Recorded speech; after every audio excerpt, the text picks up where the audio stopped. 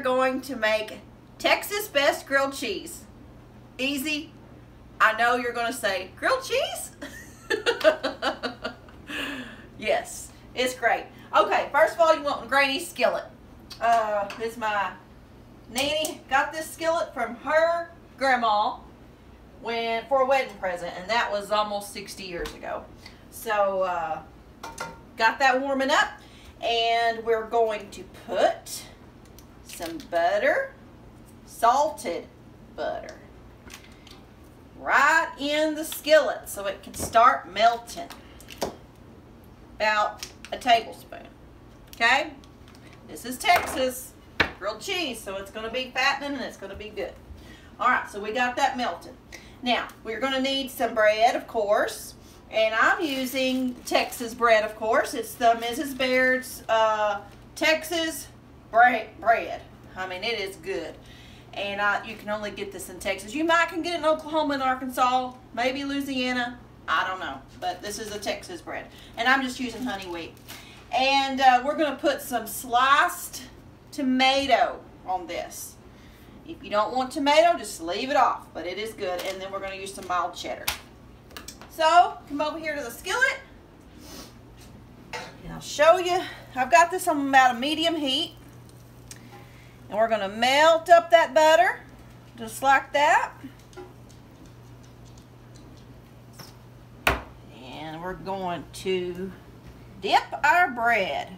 Some people like to smear it on there. This is the good way. We're going to dip both sides, just like that.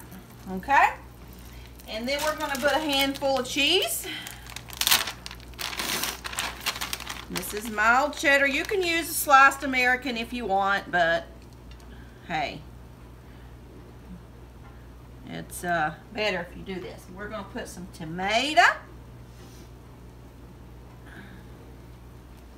If you're not subscribed to our channel, now's a good time to push that subscribe button. And we'll put some salt. Can't have tomato without salt and pepper. Pepper, lots of pepper. And I'm going to go with just a little bit of garlic powder. Okay? Just like that. We're going to put a little bit more cheese on top of this tomato, because when it melts, it kind of glues that, that way your tomato don't slide out. Okay?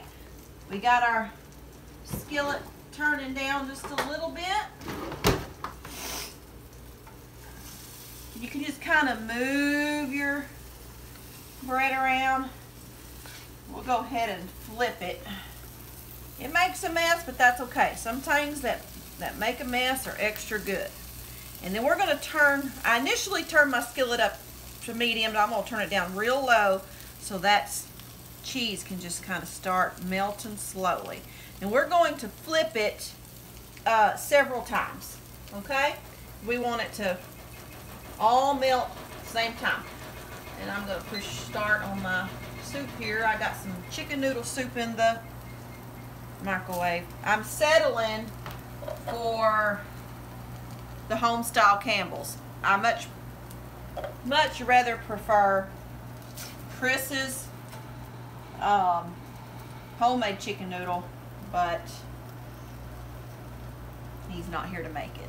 That's his recipe. If you do want that recipe, I'll pin it in the comment section. Okay, we flipped it again.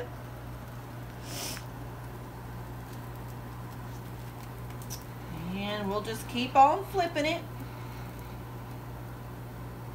If you've never put tomato on a grilled cheese, you don't know what you're missing. Okay? Flip it again. We'll just keep on flipping. See how that treat cheese is getting all crusty? Just kind of move it around in that leftover butter. Okay. It's almost done. And then I'll cut it open and let y'all see it. You're going to be making one. This tomato is not out of our garden. We took all of our tomatoes and we made salsa, and I canned them up too, the rest of them. So our tomato plants are gone. we got our first cool front today. It's 50 degrees out there and raining. Caleb, show them outside. We're so excited about the Texas rain. We haven't had rain in, goodness, a long time. So, all right, I think this is probably ready. So we're going to turn off our fire.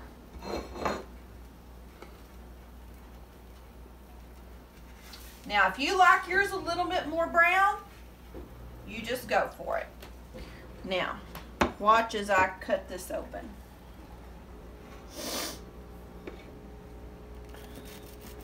I like mine just barely toasted.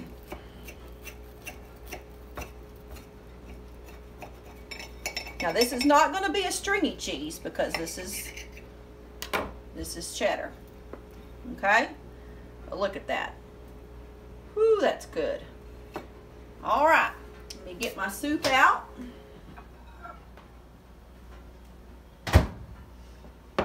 And this is lunch today. Easy and delicious. You try this Texas grilled. All right, guys, I hope you enjoyed it. Get you some Texas bread and some Texas tomato and make you up a Texas grilled cheese. We'll see you next time.